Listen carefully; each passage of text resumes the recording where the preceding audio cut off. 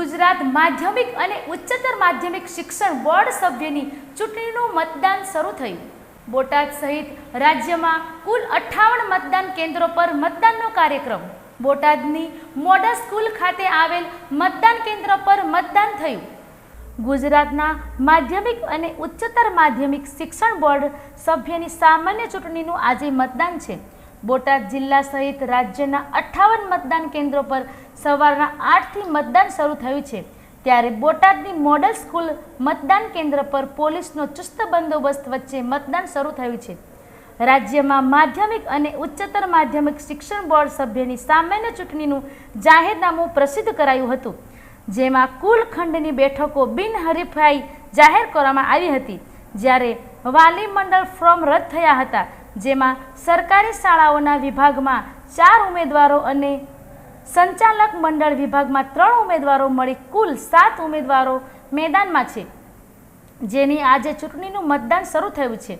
બોટાદ જિલ્લામાં બંને વિભાગના કુલ 181 મતદારો નોંધાયા છે, તેમજ સરકારી શાળાના વિભાગમાં બોટાદના રાજેશ જોધાણી ચૂંટણી લડી રહ્યા છે। ત્યારે શહેરની મોડેલ સ્કૂલ ખાતે આવેલ મતદાન મથકે સવારથી બંને વિભાગોના મતદારો પહોંચ્યા હતા અને મતદાન શરૂ થયું છે। ત્યારે કોઈ અનિચ્છનીય બનાવ ન બને તેની તકેદારી સાથે પોલીસ દ્વારા મતદાન કેન્દ્ર પર ચુસ્ત પોલીસ બંદોબસ્ત ગોઠવવામાં આવ્યો છે। ગુજરાત માધ્યમિક અને ઉચ્ચતર માધ્યમિક શિક્ષણ બોર્ડ સભ્યની સામાન્ય ચૂંટણીનું મતદાન શરૂ થયું છે। ત્યારે સરકારી શાળાઓના વિભાગના ઉમેદવાર રાજેશ જોધાણી તેમજ બોટાદ શાળા સંચાલક મંડળ પ્રમુખ મનોજ મિયાણીએ મીડિયાને આ માહિતી આપી હતી। મનોજભાઈ મિયાણી, શાળા સંચાલક મંડળ બોટાદ પ્રમુખ। આજે ગુજરાત માધ્યમિક શિક્ષણ બોર્ડની આજે ચૂંટણી છે। બોટાદ જિલ્લાના તમામ સરકારી શાળાના શિક્ષકો અને સંચાલકોની ચૂંટણીનું આયોજન અહીંયા ખસ રોડ બોટાદ મોડેલ સ્કૂલમાં છે।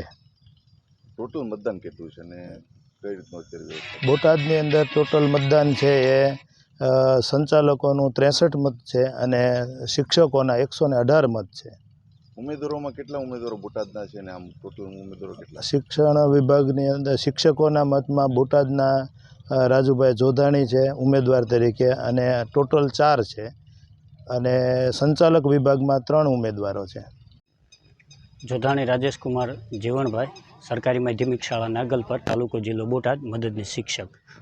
આજે ગુજરાત માધ્યમિક અને ઉચ્ચતર માધ્યમિક શિક્ષણ બોર્ડ ગાંધીનગર અંતર્ગત બોર્ડ સભ્યની સામાન્ય ચૂંટણી યોજાનાર છે અને સવારે 8 થી સાંજના 5 વાગ્યા સુધી સમગ્ર રાજ્યની અંદર કુલ 58 મતદાન કેન્દ્રો ઉપર મતદાન થનાર છે।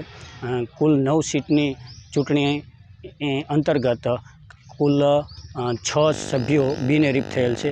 વાલી મંડળની સીટ પર ફોર્મ રદ થયેલા છે અને સરકારી માધ્યમિક અને ઉચ્ચતર માધ્યમિક શાળાઓના ખંડમાંથી આખા રાજ્યમાં કુલ 4 ઉમેદવારોએ ઉમેદવારી નોંધાવી છે।